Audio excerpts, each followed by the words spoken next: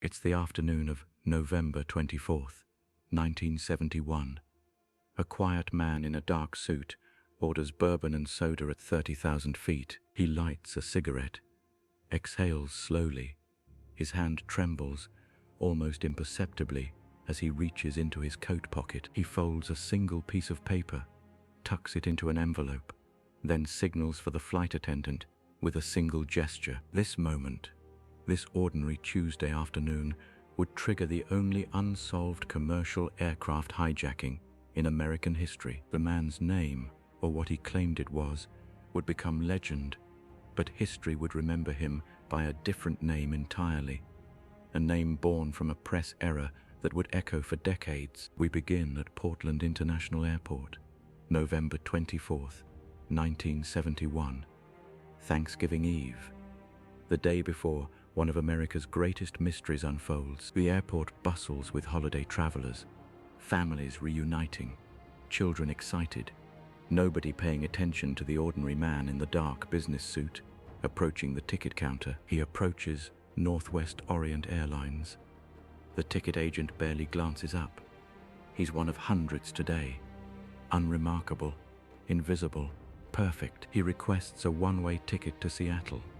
Flight 305, departing 2:50 p.m. He pays cash, $100, about $84 remaining.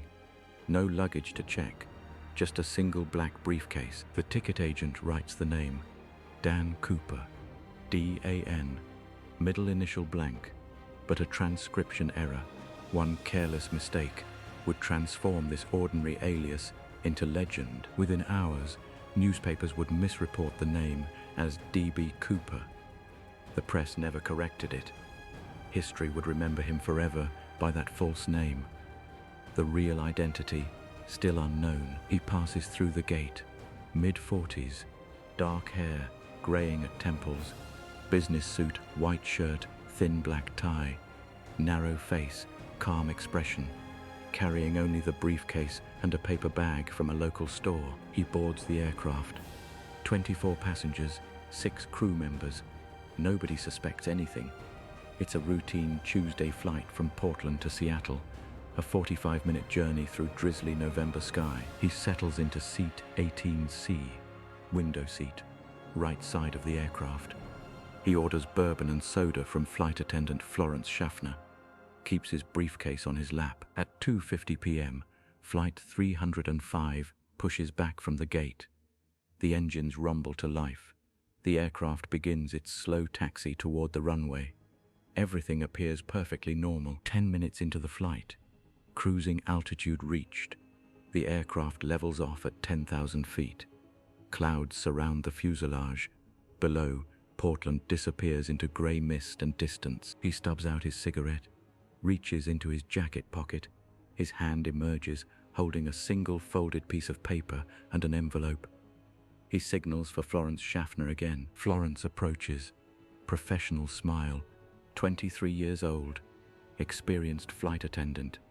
She has no idea what she's about to receive will change her life forever. He hands her the envelope, speaks quietly, his voice calm, measured, almost polite. He tells her to read what's inside. His tone suggests he knows she will comply. Florence opens the envelope. Her eyes move across the words. Her face begins to change. The message is written in careful block letters, precise, deliberate, businesslike. The note reads, "I have a bomb in my briefcase. I will use it if you don't cooperate. I want $200,000, new bills, 20s and 50s. I want a parachute. I want a map." Florence's hands tremble. She looks at the man. His expression hasn't changed, completely serene. He reaches for his briefcase, opens it slowly. His hand moves inside. Inside, tangled wires, red cylinders, sticks bundled together. Whether genuine or counterfeit device, Florence sees what appears to be an explosive mechanism. Her fear is absolute and justified. He closes the briefcase, calmly, deliberately. He meets her eyes.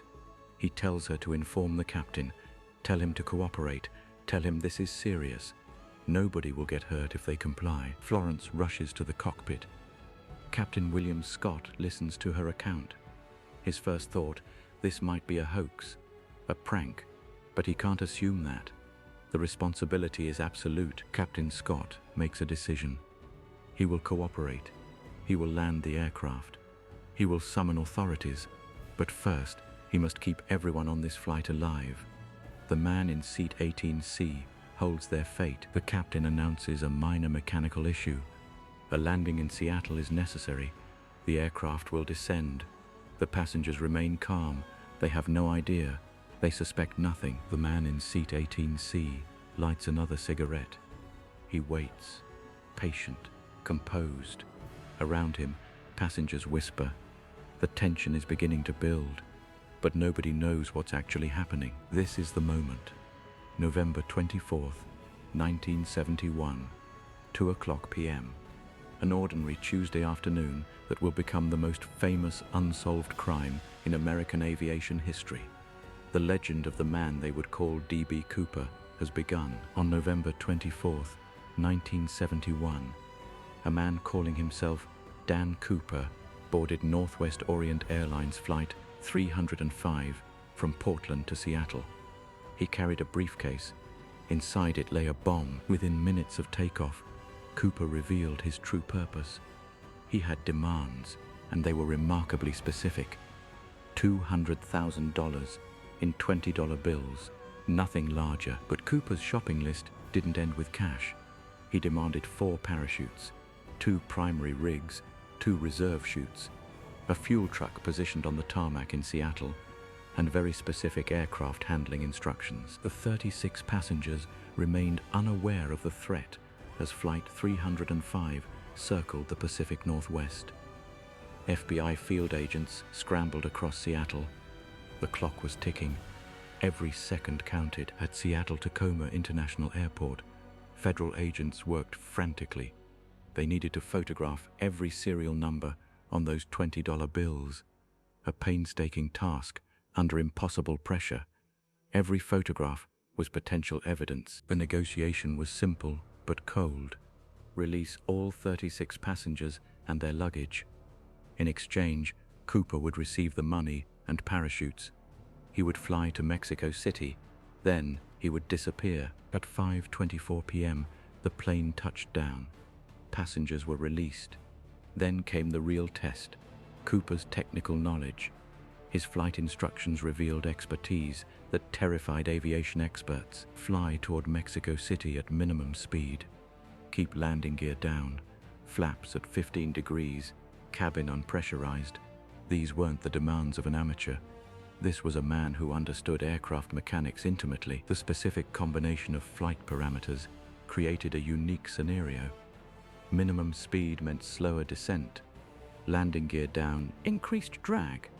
Flaps at 15 degrees maintained stability. Together, they suggested Cooper knew exactly how fast the plane would travel and how to exit safely. The cabin crew watched as Cooper stood near the rear stairs. He wore that dark suit, dark sunglasses, a raincoat. The briefcase remained in his grip. At 8 p.m., the rear stairs lowered. The plane was flying 200 miles per hour at 10,000 feet. Below, Washington's forested landscape disappeared into darkness. No parachute expert could predict where Cooper would land. No law enforcement officer could follow. Minutes later, pilots detected a pressure change. The rear stairs had been used. Dan Cooper was gone. $200,000, 4 parachutes, a briefcase, all vanished into the Pacific Northwest night. The question that haunted investigators immediately became clear. How did this man know so much? His aircraft knowledge was too specific, too precise. The parachute selection revealed understanding of equipment that suggested military training or professional skydiving experience. Within hours, the FBI launched the most extensive manhunt in American history. They called it NORJAC, Northwest Hijacking. But finding Dan Cooper meant finding a needle in a 10,000-foot-tall forest. A man who understood the very aircraft that carried him away. At 8:13 p.m. on November 24th, 1971, somewhere over the dark forests of southwest Washington, a commercial airliner carrying 36 innocent people became the stage for one of America's greatest unsolved mysteries. The crew felt it first, a sudden, unmistakable pressure bump. The aft air stair, that small hydraulic platform beneath the tail, had been deployed mid-flight. In that darkness, at roughly 200 miles per hour, the man known as Dan Cooper stepped into oblivion. The night was unforgiving, near freezing temperatures, torrential rain, visibility measured in mere feet. Below him lay a chaotic maze of dense forest, ravines, and terrain so treacherous that even experienced outdoorsmen feared it. The ground was nearly invisible from the altitude at which he jumped, yet Cooper's choice of equipment raised a critical question. Why did he take the dummy reserve parachute, the one marked with a large X that steered poorly, instead of the modern, fully functional primary chute? This puzzling decision haunted investigators for decades. It suggested either desperation, ignorance, or something far more calculated. A man truly trained in parachuting would never make such a choice. Above him, unseen in the darkness, U.S. Air Force F-106 fighter jets had been scrambled to shadow the 727. They flew close enough to observe, but the night was too thick, the rain too heavy. The fighter pilots saw no parachute deploy. They saw no figure falling. They saw absolutely nothing. In the chaos of wind and rain, the man had simply vanished. 42 minutes later, the 727 touched down safely in Reno, Nevada. As authorities swarmed the cabin, they discovered something that would deepen the mystery forever. Dan Cooper's tie lay on the floor of the cabin. His tie clip rested nearby. The two fully functional parachutes that had been offered to him remained untouched, still secured in their containers. The cabin was empty. The man had left only these fragments: a necktie, a clip, and two unused parachutes, as the entire world would begin asking the same impossible question. How did a man in a business suit, carrying a briefcase containing approximately $200,000 in cash, jump into a freezing, rain-soaked night over a wilderness most people couldn't survive? And where did he go? For over 50 years, despite one of the largest manhunts in American history, not a single piece of definitive evidence emerged to answer this question. The pressure bump at 8:13 p.m., the darkness, the jump, the silence that followed. It was a perfect crime, or a perfect suicide, or something far stranger than anyone dared to imagine. In that moment, suspended between two worlds, between the rational daylight of commercial aviation and the infinite darkness of the American wilderness, Dan Cooper jumped into legend. Within hours of the Ransom drop, the FBI launched Operation Norjack, the most intensive manhunt in Pacific Northwest history. Hundreds of agents combed the terrain where Cooper allegedly parachuted, but the wilderness kept its secrets. No body, no parachute, no confirmed landing zone. The forest had swallowed every trace. The FBI's composite sketches circulated nationwide. A dark-haired man with sharp features and an air of cold precision. Thousands of tips flooded field offices from coast to coast. Every suspect led nowhere. Every lead evaporated. Decades passed. Then came Richard Floyd McCoy Jr., a copycat hijacker who struck in 1972, just months after Cooper vanished. McCoy demanded $200,000 and parachuted from a plane over Utah. He was captured within days. Some theorized he copied Cooper's method, but McCoy's jump was different. More reckless, more desperate. Investigators questioned whether he could be the original Cooper. Then emerged Kenneth Christensen, a Northwest Airlines pilot with access to jump gear and intimate knowledge of 727 aircraft. Christensen possessed the technical expertise Cooper demonstrated. He had the means, but did he have motive? And crucially, did he have alibi? Robert Rackstraw surfaced as another candidate. Military training, skydiving experience, a history of audacious schemes. Rackstraw claimed he could replicate Cooper's jump from detailed specifications. but proof remained elusive. Suspicion without certainty. Throughout the 70s and 80s, the suspect list grew longer. Each theory gained devoted followers. Each collapsed under scrutiny. Then came a revelation from an unexpected source. The clip-on tie left behind in the cockpit. FBI forensic analysis identified titanium particles, rare compounds used in specialized manufacturing. This narrowed possibilities significantly. The tie offered the first genuine physical link to Cooper's identity. Yet most suspects could not be connected to titanium sources. In 1995, decades after the crime, a deathbed confession emerged. Dwayne Webber's widow claimed her late husband was the hijacker. Webber had boasted cryptically about jumping near Seattle. He possessed parachute experience. He died in 2002, taking definitive answers with him. Investigators pursued Webber's trail, but critical evidence remained circumstantial. No physical confirmation, no conclusive DNA matches were possible. The fundamental problem persisted across every suspect. Cooper's execution was too professional, too calculated for most candidates. He communicated with precision. He understood aircraft systems. He remained calm under extreme pressure. He executed an impossible escape perfectly. Every suspect, McCoy, Christensen, Rackstraw, Webber, possessed pieces of the puzzle, but none possessed all pieces simultaneously. McCoy lacked Cooper's sophistication. Christensen couldn't verify his movements. Rackstraw's timeline didn't align. Webber's proof was merely anecdotal. Forensic science advanced.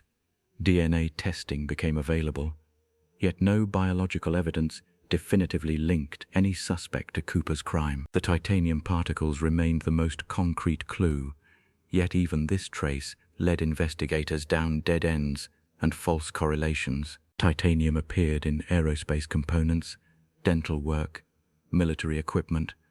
The pool of possible sources expanded impossibly wide. Investigators faced an unprecedented paradox. Abundant circumstantial evidence, yet insufficient proof. Multiple plausible suspects, but no definitive match. The case transformed from active manhunt into cold case mythology.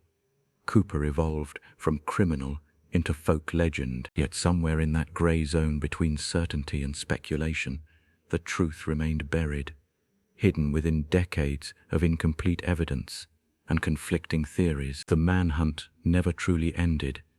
It simply transformed into something else, a permanent fixture of American criminal folklore. 45 years, thousands of investigators, one mystery that refused to die. November 1980, a boy with a metal detector, a riverbank, history. Brian Ingram, age 8, was playing near Tina Bar on the Columbia River when his metal detector struck something extraordinary. $5,800.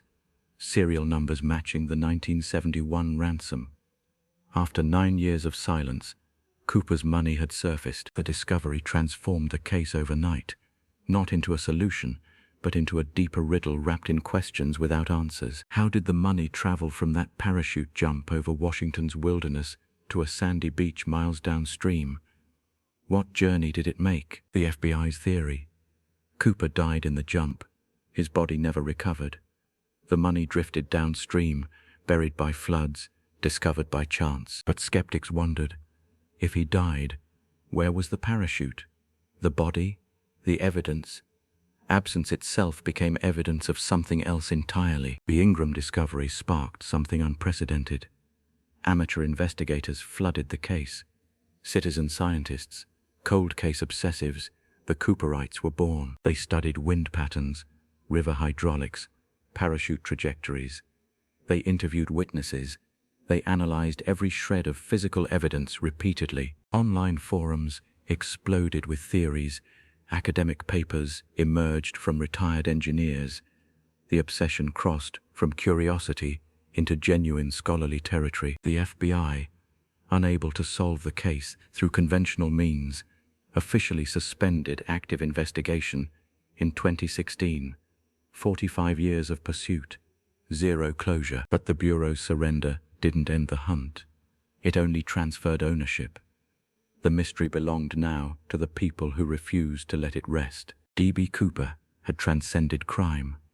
He had become myth, and myths, unlike cases, never truly close. The incident that changed everything.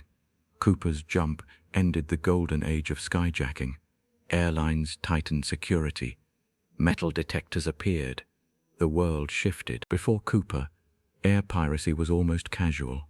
Between 1968 and 1972, over 30 skyjackings occurred in America. Copycats multiplied. His jump became the turning point.